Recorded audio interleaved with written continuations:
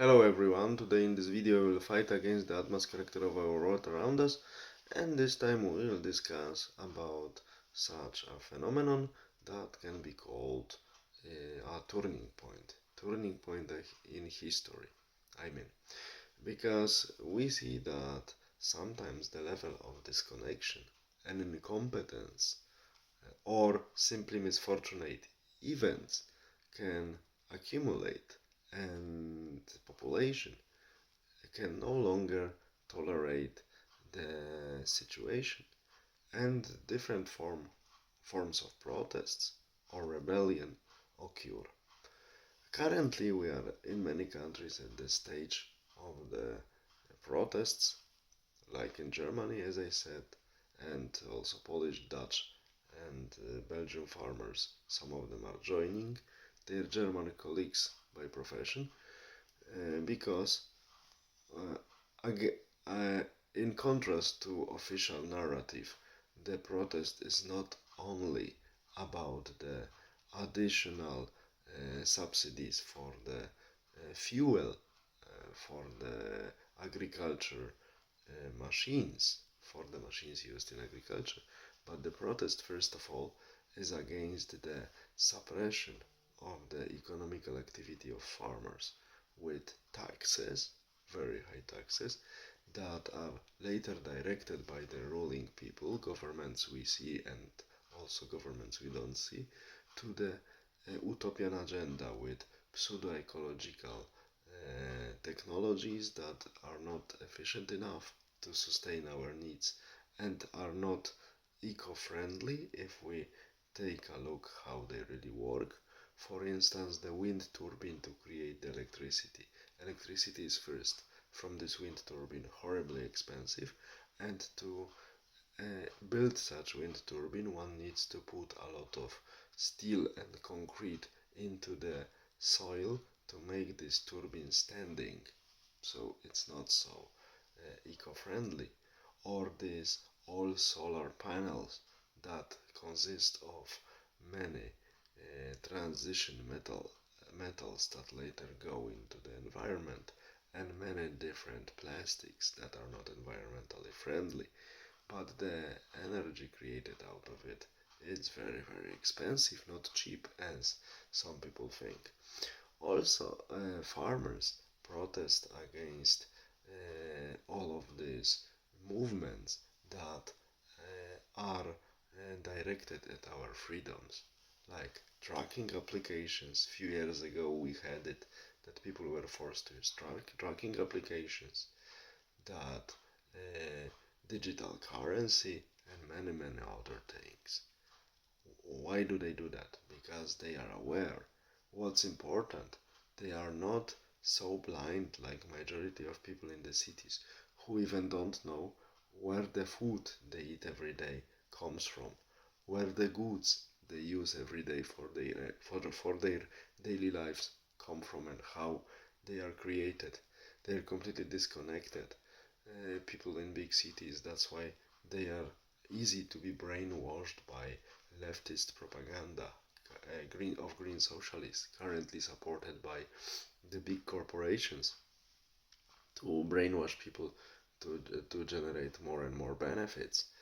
And that is why farmers and craftsmen, people who live from the work that is generated by their own hands, are aware of the complexity of the world, and they know where the things we use come from, and they do not want to push their own countries into such situations, and when the agriculture will be destroyed and we will be sentenced according to the horribly stupid plans, insane plans of European business political elite, that we will be sentenced, as I said, to eat food imported from South America. As I said in one of my previous videos, imagine something goes wrong in these countries, like coup, so political instability, or some natural disasters. Of course, we don't wish such things to anybody, but we know that such things happen from time to time. And when something like this happens, the food to Europe will not arrive. And what will happen? This what happens in every socialistic systems. Poverty, riots, hunger, famine, I would should say famine. And like in Ukraine in the at the turn of 1920s, 1930s, artificially done famine it would be.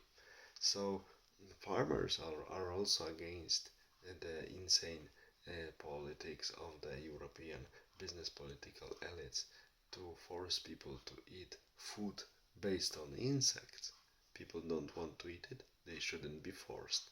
But people in the big cities, as I said, they even are not aware what's the source of the food they eat, so they are easy to be manipulated, and everything can be just given to them, almost everything practically. But people who work with their own hands and work with nature, like farmers, work within some natural circles, they are aware of simple truth. You don't sow, you don't harvest, you don't breed animals, you don't eat meat. Simple. But people in the big cities lost this basic truth and lost the feeling of this basic uh, connections with the real world. And that's why leftist propaganda financed by the corporate money is so effective on the populations of people in big cities. That is why I really support farmers' protests, and this is what we should do. Not to spread the information against them, inform people about their protest and their real postulate, because recently I heard from some colleagues, farmers are protesting for themselves. Yes, they do, but they are also protesting for all of us uh,